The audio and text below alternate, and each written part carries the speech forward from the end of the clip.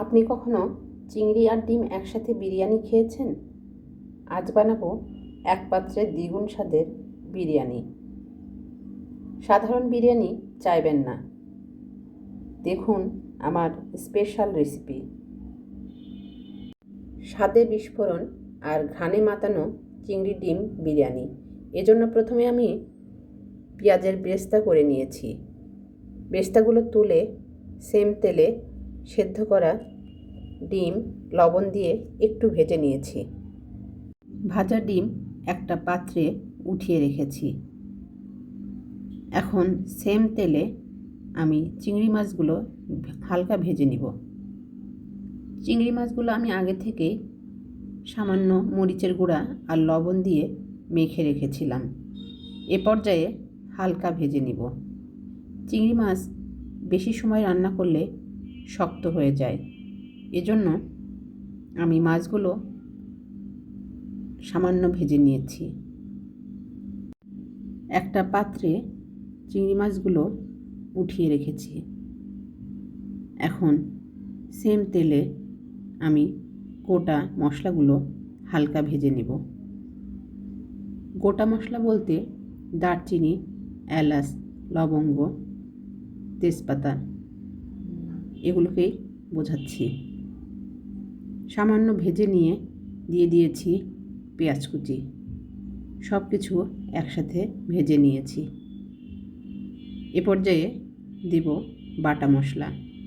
এখানে বাটা মশলার মধ্যে আছে রসুন, পেঁয়াজ আর আদা। কাঁচা গন্ধ যাওয়া পর্যন্ত ভালোভাবে ভেজে নিয়েছি।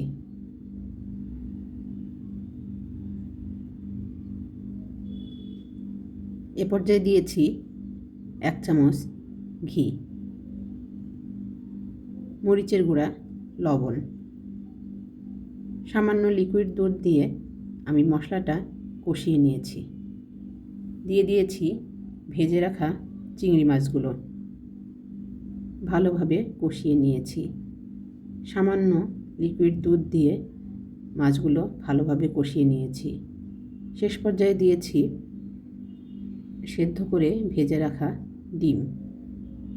সব কিছু একসাথে ভালোভাবে কষিয়ে নিয়েছি।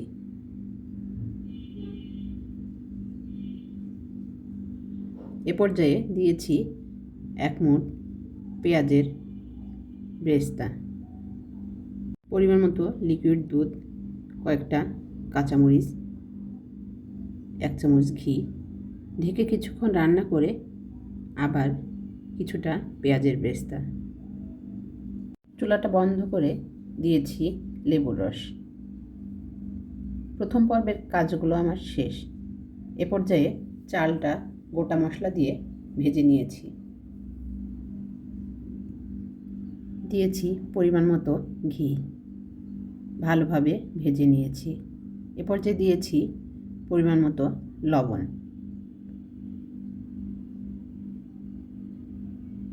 দিয়েছি চালের ডাবল পানি। চিংড়ি আর ডিমের যে গ্রেভিটা ছিল সেটাও দিয়ে দিয়েছি।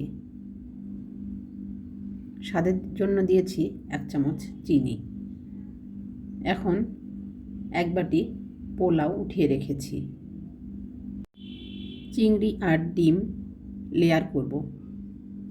দিয়েছি পেঁয়াজের বেরেস্তা, কাঁচামরিচ ফালি, আলু বোখারা। এ পর্যায়ে বাকি পোলাওটা দিয়ে দিয়েছি। দিয়েছি কিছু চিংড়ি মাছ, ডিম, ঘি, পেঁয়াজের বেরেস্তা। এখন কিছুক্ষণ দমে রাখব। হয়ে গেল ডিম চিংড়ি বিরিয়ানি।